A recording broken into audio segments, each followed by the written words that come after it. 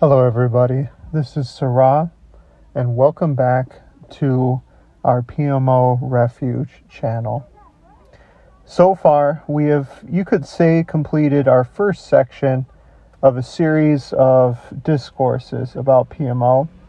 And the beginning part, really the first 3 or 4 videos leading up to our first lecture, is really just an educational background to get on PMO, and it's necessary. You know, some people who have this addiction lack the knowledge of what this addiction is and what it can do, what different things mean. So that's why we kind of covered very basic things like, you know, what is pornography? What is self-pleasure? What does that entail? What is edging? You know, so on and so forth. We had to get these definitions clear and fully explained. Now, if you have not watched these videos, if this is your first one, well, welcome, first off. And we definitely are glad that you are here.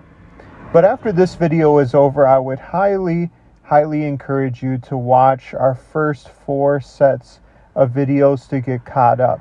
Really try to define what each word and term means.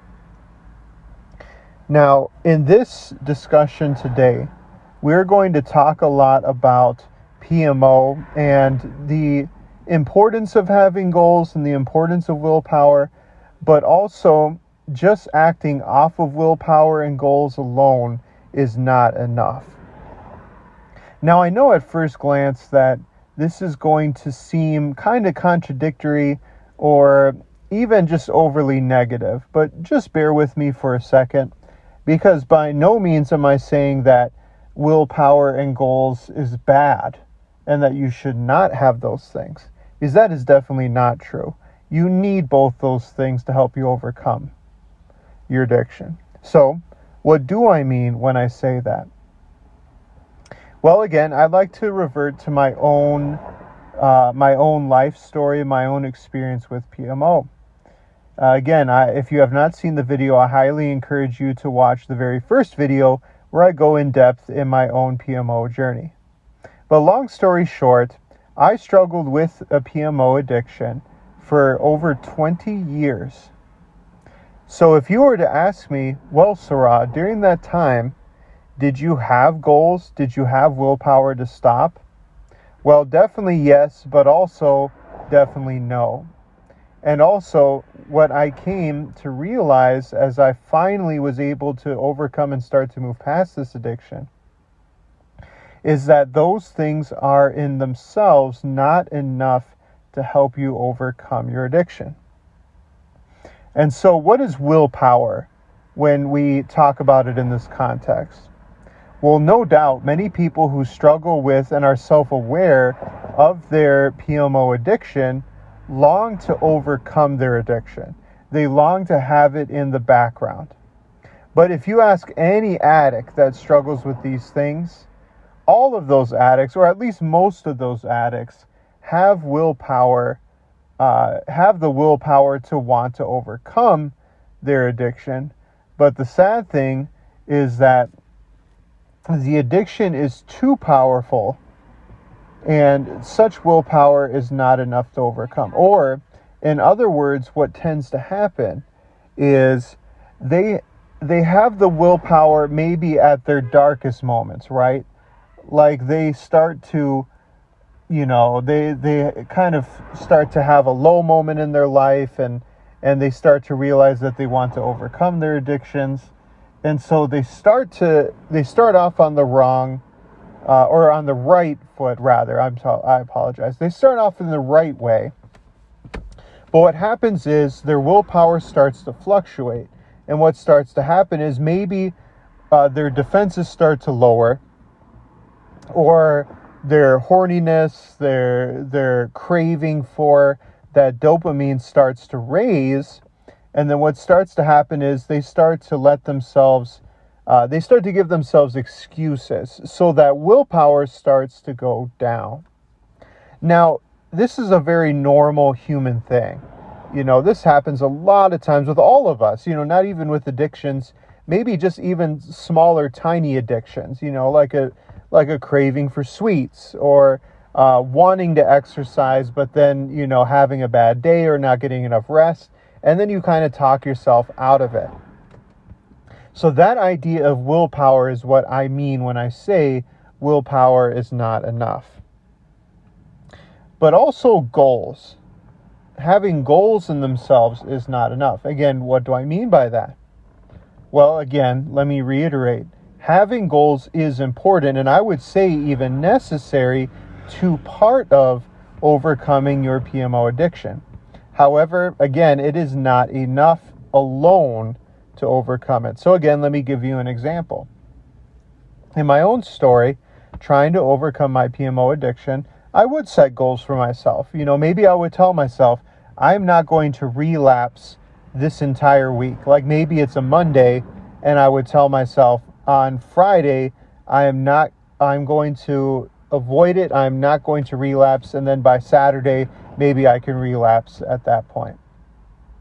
Well, again, it would start off good, but as the week would drag on, eventually my defenses would start to lower. I would lose sight of my goals, and then more than likely I would relapse after about 2 or 3 days. This is what I mean by solely basing your addiction, overcoming your addiction on goals themselves. Again, I just want to reiterate one last time, you do need to have these things, but you do need more to overcome your addiction. So again, the question now probably is, well, what else do I need? Well, you need your goals, and you need to have the right motivations. But one next step that you need to have is you need to start to acquire knowledge of your addiction. Now, like I said, I would highly encourage you to watch my previous videos on, different sorts of sex addictions and different terms of sex addictions, but not just my own channel here. Do your research on the NoFap community, do your research, whether it's science articles, medical journals on these sex addiction cravings. Start to learn, what is dopamine. Start to learn what is, different, how stress and anxiety affect your addiction as well. Doing all these things is going to help you.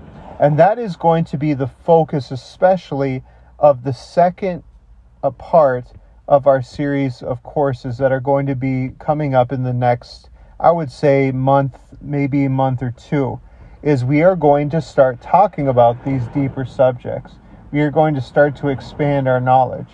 And more specifically, we are going to talk about how PMO affects your brain, how PMO affects your stress levels, how PMO affects your goals in life and your outlook in life, and how PMO affects your relationships. In so doing all of this research, you'll start to broaden your understanding of why PMO is so harmful to you and why you can't seem to overcome your addictions.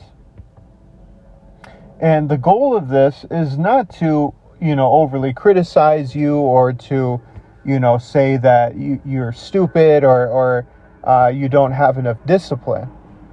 But in increasing your knowledge and so doing, that is going to help you to start to understand how your body is working, how your mind is working when you start to have cravings, when you start to deal with stress, when you can't sleep, so on and so forth. Any kind of circumstance imaginable, you'll start to understand the reasons why you are having a hard time overcoming your addiction. And again, the more and more self-aware you start to become, the better and better defenses you start to build for yourself until eventually you're able to quickly overcome those lack of defenses against your addiction. I'm very excited to do this with you. I had an amazing coach in Roman Mironov before me.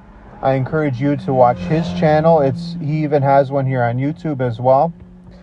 But if you want to stick to my content, that is okay. I want to give a special thank you to, especially this last week, I had seen views on this channel start to decline. And again, I know that this type of topic is not very popular on video streaming services, and that's fine. I want to make these videos in the hopes of even one person starting to watch them and start to gain comfort over their addiction. But this last week we got an uptick in viewership, and I really appreciate those who tuned into this channel. I can't wait to help you overcome your addiction, and let's get started next week. We'll see you then.